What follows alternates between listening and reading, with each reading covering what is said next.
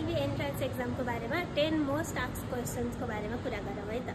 LLB entrance एक्जामको लागि कुन कुन सब्जेक्ट पढ्ने? जुरिस्प्रुडेन्स, संविधान, मुलुकी देवानी संहिता, देवानी कार्यविधि संहिता, मुलुकी अपराध संहिता र मुलुकी फौजदारी कार्यविधि संहिता।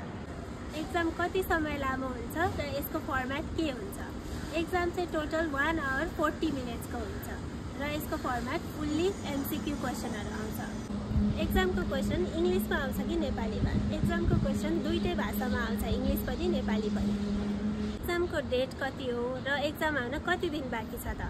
एक्जामको डेट चाहिँ जेठको 24 गते हो र यो आउन अब 8 दिन मात्रै बाँकी छ। यो एन्ट्रान्स एक्जामको लागि मक टेस्टहरु अनलाइन हुन्छ त?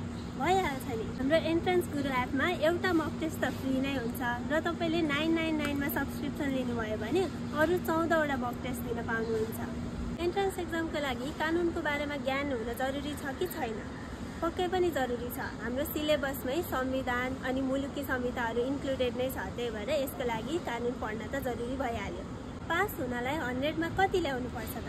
पास मार्क्स चाहिँ 40 हो, तर टप 600 मा पर्न चाहिँ जरुरी छ है, किनभने 600 वटा मात्रै सिट छ नेपाल ल क्याम्पसमा।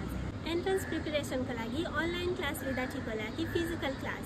अब त 8 दिन मात्र बाँकी छ। फिजिकल क्लास गएर खासै फाइदा चाहिँ हुँदैन, त्यही भएर जतिसम्म अनलाइन मक टेस्टहरु पाउँछ त्यो सबै दिनु होला, त्यसले धेरै हेल्प गर्नेछ। एन्ट्रान्समा नाम निकालेपछि चाहिँ के हुन्छ त?